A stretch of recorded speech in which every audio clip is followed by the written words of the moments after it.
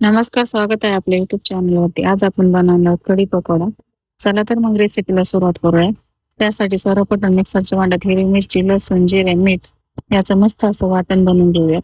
वाटण बनवण्याला तर दुसऱ्या एका भांड्यात 2 चमचे बेसन पीठ आणि 1 मोठी वाटी दही घालून घेऊयात आणि ते व्यवस्थित मिक्स करून घेऊयात. त्यानंतर गॅसवरती कढई तापण्यास ठेवूयात. कढई व्यवस्थित गरम होते त्यात 2 चमचे तेल घालून घेऊयात. तेल तुम्ही तुमच्या अकॉर्डिंग टाकू शकतात. त्यानंतर त्यात 1 चमचा जिरे, मोहरी, कढीपत्ता घालून घेऊयात. माझ्याकडे ती मोहरी नाही त्यामुळे मी घातली नाही. त्यानंतर त्यात अर्धा चमचा हळद आणि थोडंसं हिंग घालून घेऊयात. हिंग घातल्यानंतर त्यात आपलं तयार वाटण घालून घेऊयात. वाटण व्यवस्थित परतून घेऊयात. वाटण परतल्यानंतर त्यात थोडंसं पाणी घालून घेऊयात.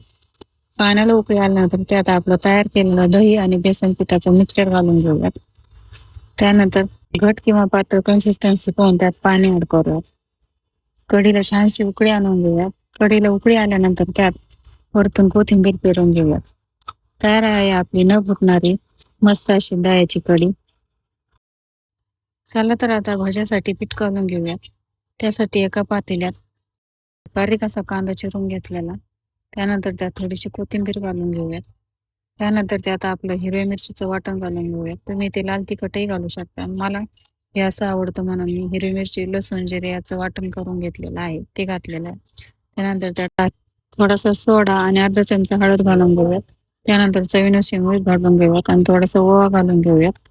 त्यानंतर त्यात 1 चमचा तांदळाचे पीठ घालून घेऊयात आणि 2 मोठे चमचे बेसन पीठ घालून घेऊयात. हे व्यवस्थित पाणी घालून मिक्स करून घेऊयात. तयार आहे आपल्या भज्याचं बॅटर. त्यानंतर गॅसवरती कढई तापण्यास ठेवूयात आणि मस्त असे भजे घालून घेऊयात.